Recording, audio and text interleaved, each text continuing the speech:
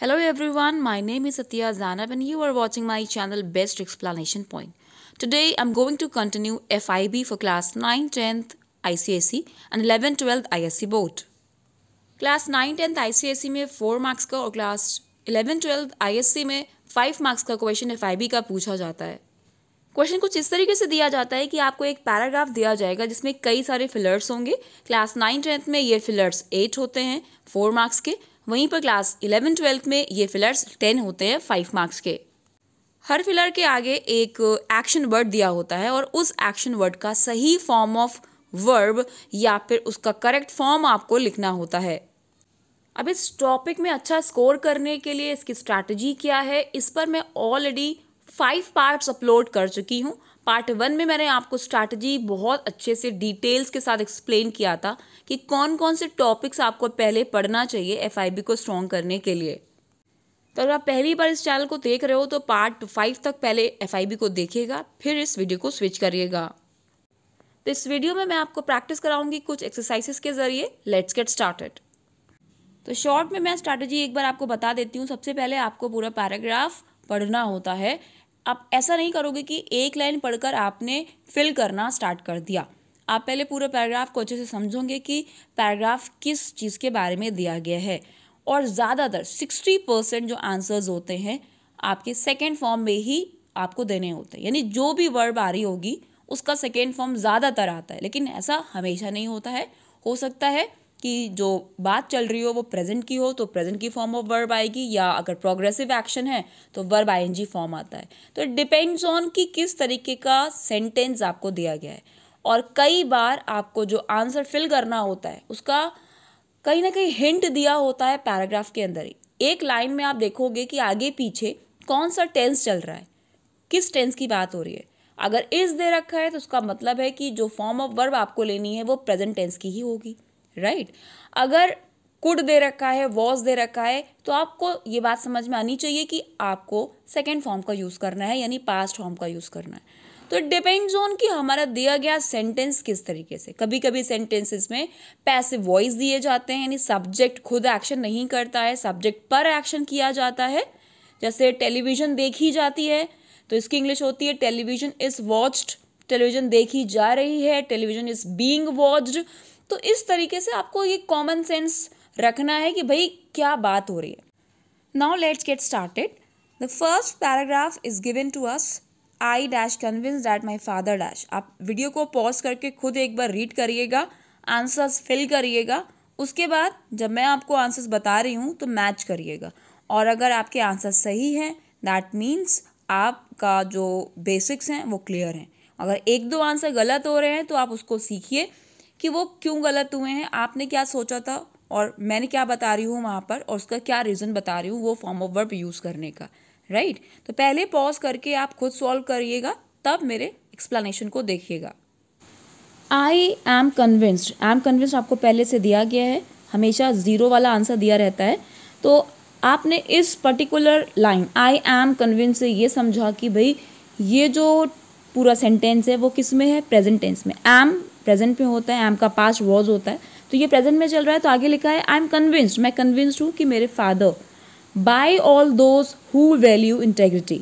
तो by all those, तो ये जो सेंटेंस है पैसिव वॉइस है, my father by all those, और रिमेंबर यानी मेरे फादर को याद किया जाता है, मेरे फादर को याद करते हैं लोग आज भी, ये सेंटेंस का सेंस आ रहा है। तो ये क्या है, पैसिव वॉइस, और पैसिव वॉइस में हम यूज़ करते हैं is am are verb third form. Is am are के प्लेस पे और भी अलग अलग forms of verb, helping verbs आप ले सकते हैं, राइट। बट यहाँ पे सेंस आ रहा है प्रेजेंट का, तो हम लेंगे इज रिमेंबर्ड, राइट। तो I am convinced that my father is remembered by all those who value integrity. Is remembered के प्लेस पे आप विल बी रिमेंबर्ड अगर लिख रहे हो तो भी आपका आंसर सही है। सेंस ये आएगा कि मैं कन्विंस हूँ, मुझे पता है ये कि मेरे फादर को हमेशा याद किया जाएगा उन लोगों के ज़रिए जो इंटेग्रिटी को वैल्यू करते हैं। अब नेक्स्ट लाइन बहुत ध्यान से पढ़िएगा, he dash a man of learning and also saw to it. देखिए मैं सिर्फ इस पे नहीं रुक गई लर्निंग तक, मैंने आगे तक पढ़ा है। ऑल्सो सॉ, जब मैंने देखा सॉ है यानी कि सेकेंड फॉर्म है। सॉ किसकी फॉर्म ऑफ वर्ब होती है, सेकेंड फॉर्म, सी की। तो ये सेकेंड फॉर्म है, तो ये सेंटेंस पास्ट में जाना चाहिए। और बी का पास्ट फॉर्म होता है वॉज, राइट। बी के कौन कौन से फॉर्म्स होते हैं? बी का प्रेजेंट होता है इज एम आर, और बी का पास्ट होता है वॉज वर, और बी का जो आपका प्रोग्रेसिव फॉर्म ऑफ वर्ब होता है वो होता है बीइंग, राइट। तो आपका आ जाएगा ही was a man of learning, ठीक। इस क्यों नहीं लगा रहे हैं? बिकॉज आगे हमारा जो सेंटेंस है वो पास्ट में चल रहा है। He was a man of learning and also saw to it that he, तो क्योंकि सॉ है पास्ट में चल रहा है तो ऑब्वियसली हम टीच का सेकेंड फॉर्म लेके आएंगे टॉट, राइट। हमेशा past verb form of verb आने पर आप फिल इन द ब्लैंक्स में भी पास्ट फॉर्म ऑफ वर्ब ही लेंगे, तो टीच का टॉट हो जाएगा। To it that he taught his pupils with passion and patience.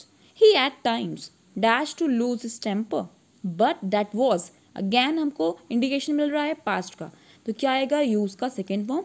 He at times used to lose his temper, but that was because he always, again second form लगाएंगे was की वजह से, wanted his pupils to learn and learn well. As a person, he was honest and simple. His greatness, लाई का second form क्या होगा?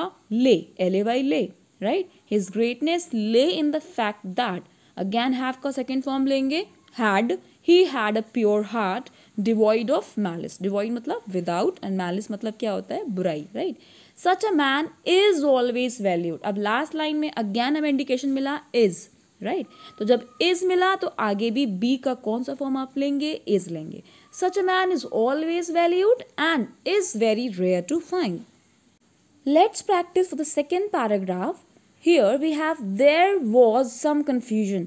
Zero में answer हमें दे रखा है was पहले से, तो was हमें इंडिकेशन दे रहा है कि पास्ट की बात हो रही है, राइट। तो ऑब्वियसली जो भी फॉर्म्स ऑफ वर्ब्स दी रहेंगी हम उसका क्या यूज करेंगे? Second form, right. तो there was some confusion in the doorway, a man got, get का second form got, a man got into the compartment, एक मैन कंपार्टमेंट में चढ़ा। और कंपार्टमेंट के बाद आप देख सकते हो कोई कॉमा नहीं लगा है, कोई कंजंक्शन नहीं है, सीधे आपसे वर्ब की फॉर्म पूछी गई है और बोला गया है आगे एन अपॉलॉजी। तो यहाँ पे सेंस क्या आ रहा है कि मैन कंपार्टमेंट में चढ़ा अपॉलॉजी करते हुए, यानी कुछ काम करते हुए वो अंदर गया, राइट। तो किसी काम को करते हुए के लिए हम इंग्लिश यूज करते हैं verb ING form. For example, मैंने उस लड़की को डांस करते हुए देखा, तो आप इंग्लिश कैसे बोलोगे? I saw that girl dancing. ये नहीं बोलोगे आपके I saw that girl was dancing, no.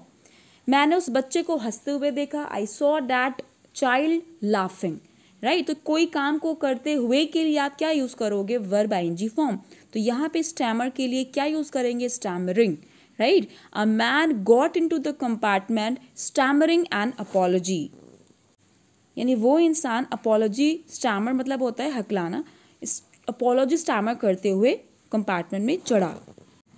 Then the door, again we will use second form of verb banged, and the world was के बाद शट, थर्ड फॉर्म आएगी, shut का third form shut आएगा, was shut out again. I returned, second form, to my berth. The guard, blow का second form होता है blew, the guard blew his whistle and we, move का second form, moved off. Once again I had a game to play, has का past had. तो आप observe कर रहे हो कि ज़्यादातर हम कौन सी फॉर्म ऑफ वर्ब यूज़ कर रहे हैं? Second form of verb. क्यों यूज़ कर रहे हैं? बिकॉज ऑब्वियसली पैराग्राफ्स में पास्ट की स्टोरी का ही हमको एक शॉर्ट डिस्क्रिप्शन दिया रहता है, तो जो चीज़ हो चुकी है, जो चीज़ पास्ट में हो चुकी है, उसको एक्सप्रेस करने के लिए हम सेकेंड फॉर्म का ही यूज़ करते हैं, राइट। तो मैंने आपको बोला था 60 to 70% आंसर्स आपके सेकेंड फॉर्म में ही होते हैं, but not always. Soon I will upload more videos for the same content. Till I come with my next videos, keep loving my channel, keep watching it, like, share and subscribe. Thank you for watching.